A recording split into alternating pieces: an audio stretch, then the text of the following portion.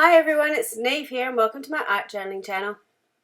Today we are going to be creating a really quick art journal page using a large focal image from a magazine.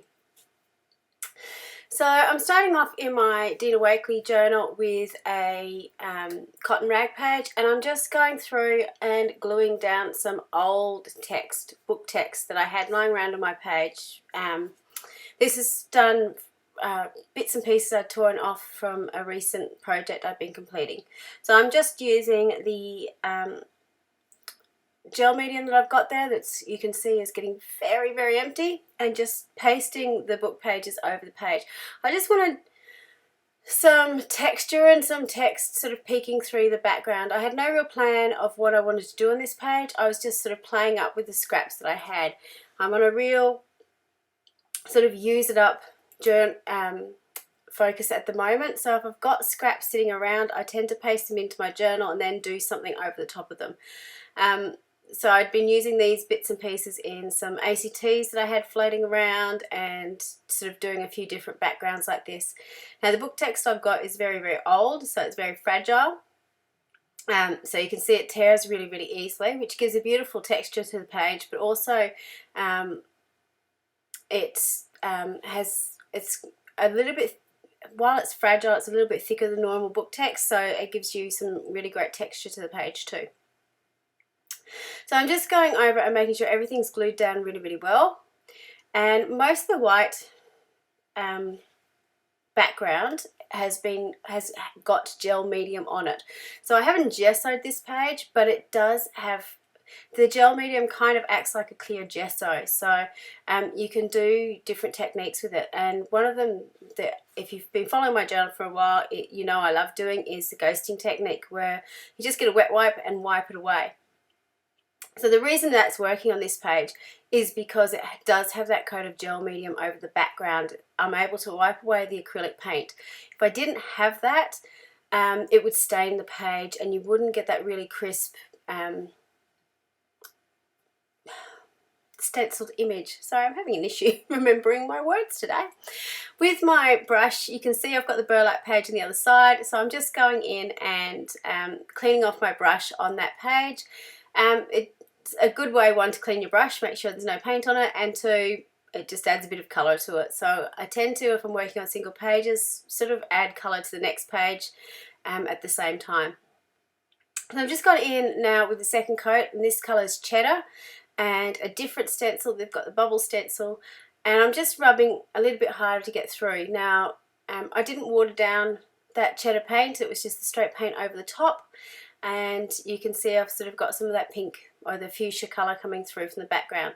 To do this technique is really important that you dry off your layers as you go. They need to be fully set, so they need to be permanent before you put on your next layer. Otherwise you're going to actually start mixing colours, so you won't get that nice layered effect. The third colour I'm going to put on is Sky and a little bit of white, and mix those together. I'm loving these three colours at the moment, and I've actually trying to force myself to stop using them because I use them an awful lot. They just are beautiful together. They're almost the variations on the primary colours, I suppose, kind of like the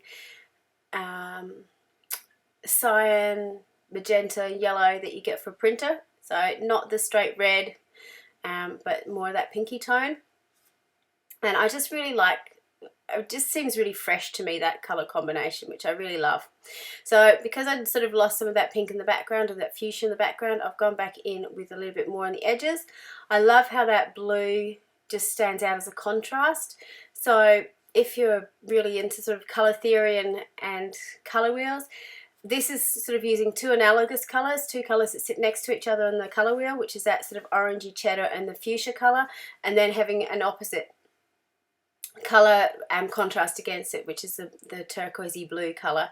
And it's a great colour combination to use, and I tend to, in my artwork, use a lot of analogous colour combinations with an opposite. I just find, for me, I love that real contrast of colour and the way it pops out.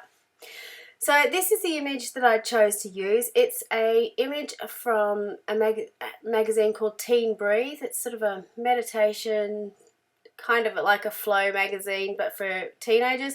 I actually really enjoyed reading it, possibly because I'm a teacher, so I found a lot of the stuff really useful and really kid-friendly, but it applied a lot to what I was doing anyway. So, but it has some great illustrations in it. So I'm just going in with my pair of Tim Holtz scissors and just fussy cutting around the image. Not being too particular. If there's something that was really difficult to cut out, I just sort of cut it off. You can see those wisps of hair that I thought, nah, not even going to bother doing that. But just going in and around and making sure it was fairly close to the edge. If you've again followed my channel for a while, you know my loathing of sort of the white halos that you get around things. So if you can cut as close to the edge as possible, that's great. Another trick for getting rid of that, particularly on thicker cardboard, is to get a grey texture or Copic marker and go around the edges. I didn't do that on this page. One, because it was thin enough, I didn't really need to do it, but two, because this is a matte paper finish, so if you'd put texture on the edge of it, or a pen on the edge of it, it would have probably bled through into the image. So just be aware, or do a bit of a test go on a piece of paper before you actually start to do anything. So once I put my image in, I really liked sort of that flowery crown that she had on there and the sort of flowers from the stencil in the background. And I liked it, but I didn't know what else to do with it. And that's one thing that I find I come across a lot when I'm using large focal images. It's because they are so dominating on the page. What do you do? Do you just leave it as is, or do you do something else? Now, for those who know me, I don't tend to leave things. And I do love writing quotes. So I went on to Pinterest to find a quote, which was deep breath girl, you've got this, one thing at a time, it was a message I needed to tell myself at the time, so I thought it was appropriate. So when I do quotes, I tend to go in with a white pen, paint pen. Sometimes I go in a thin pen, but this time I actually went in with a thicker pen, sorry, and then I go back over it and thicken up the lines once I've sort of got it all sorted to see what I can extend and what I can make darker and so on. I'm not a letterer by any stretch of the imagination. That's why I quite like going on to Pinterest to see the quotes, because I can kind of try and copy some of the styles that they've got on their quotes, because they're sort of done as images more than just sort of typed out. If I got into Google to do it, you sort of get an idea of how you can make them look pretty. So that's what I'm trying to practice doing in my journal at the moment with my lettering, just having a go. So that's my focus for this year. You can see me going back up to the D at the top, because it's that thicker one. It's just to prime my pen. Usually I've got a bit of scrap paper around, or I use the opposite page of my journal to prime my pens as I go along. I find because I use my white so often, I sort of have to prime it a little bit more often than I need to do my other pens.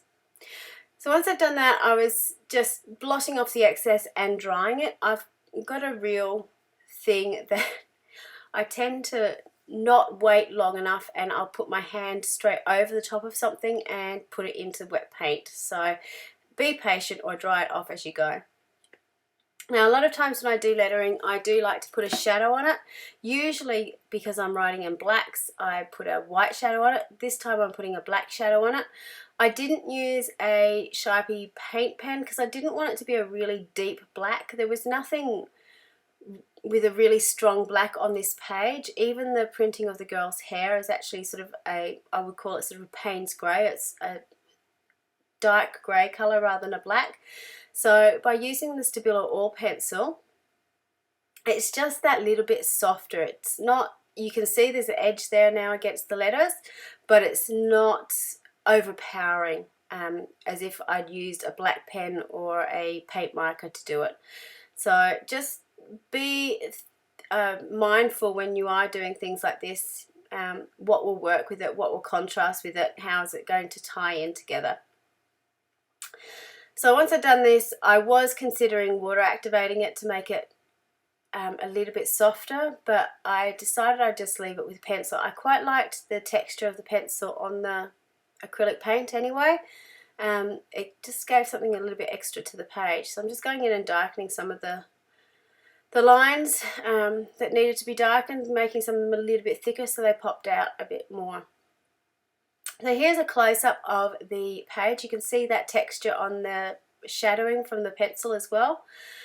It was a fun page to do, a really quick and easy page. It was something to get me out of my comfort zone using a larger focal image as well. Thank you so much for watching, and until next time, bye for now.